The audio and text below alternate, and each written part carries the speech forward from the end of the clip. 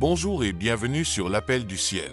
Aujourd'hui, nous allons entreprendre un voyage fascinant à travers le temps pour découvrir à quoi ressemblait le monde avant le grand déluge.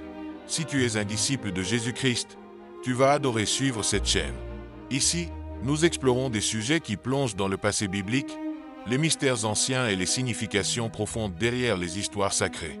Avant de commencer, n'oublie pas de t'abonner à la chaîne et de liker cette vidéo pour ne pas manquer les futurs contenus. Commençons. Imagine un monde complètement différent de celui que nous connaissons aujourd'hui.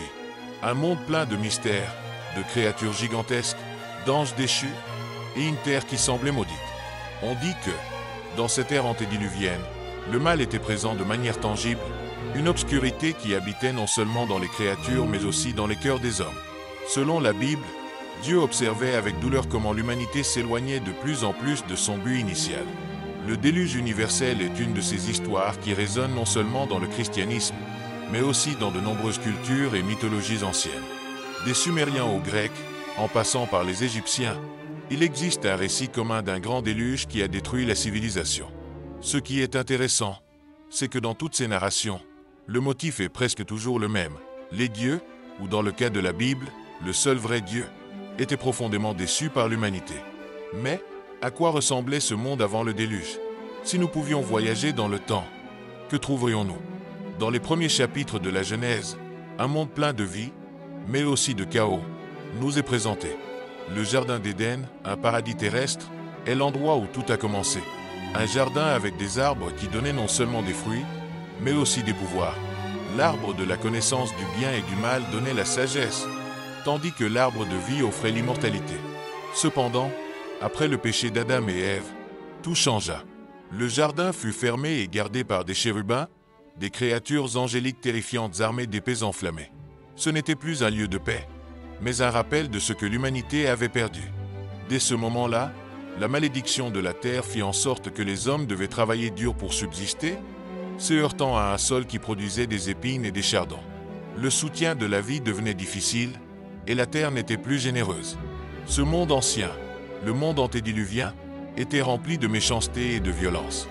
Dans la Bible, il est mentionné que la terre était corrompue, et dans des textes apocryphes, comme le livre d'Énoch, on parle des Néphilim, des géants nés de l'union entre des anges déchus et des femmes humaines.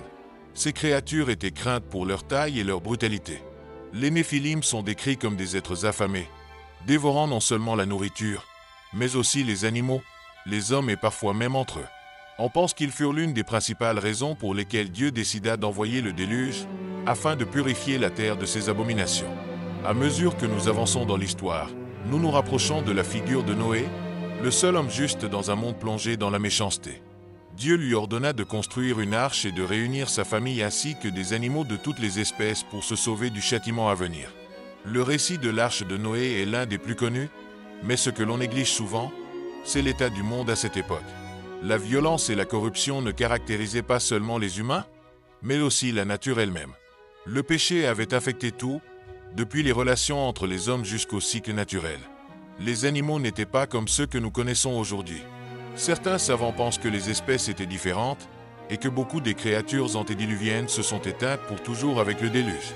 Un autre aspect intrigant du monde antédiluvien était la longévité de ses habitants. Selon la Bible, Adam vécut 930 ans, Mathusalem atteignit 969 ans, et d'autres personnages atteignirent également des âges qui nous paraissent aujourd'hui impossibles. Cet aspect pose beaucoup de questions.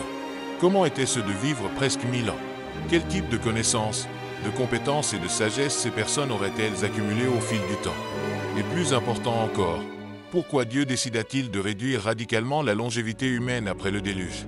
La réponse pourrait se trouver dans la méchanceté croissante. À mesure que les hommes vivaient plus longtemps, ils avaient aussi plus d'opportunités de se corrompre et de faire le mal. C'est pourquoi, après le déluge, la vie des hommes fut considérablement raccourcie. Si nous examinons d'autres récits anciens, comme l'épopée de Gilgamech des Sumériens, nous trouvons des similitudes frappantes avec l'histoire de Noé. Dans ce récit, les dieux décident également de détruire l'humanité par un grand déluge. Mais un homme juste, Utnapishtim, est averti par le dieu Enki et construit une arche pour se sauver, ainsi que sa famille et les animaux. Cette narration est presque identique à celle de la Genèse, ce qui a amené beaucoup à se demander si les deux histoires ont une origine commune. Bien que les versions diffèrent dans certains détails, Le message central reste le même. Le déluge était un châtiment divin pour purger la terre de la corruption. La grande différence réside dans les motifs. Dans la Bible, Dieu est blessé et trahi par sa propre création. Dans la mythologie sumérienne, les dieux sont simplement irrités par les humains parce qu'ils faisaient trop de bruit.